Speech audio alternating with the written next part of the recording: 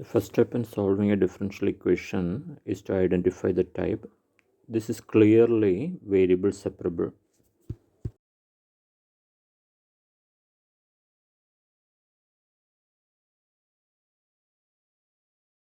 We can write it as dy by 2 minus y equal to dx by x plus 1. The next step is integrating both sides.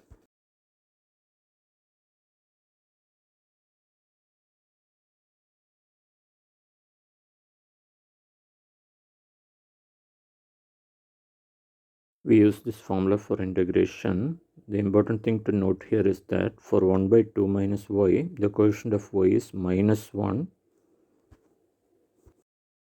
For convenience, we take the arbitrary constant as log c on the LHS.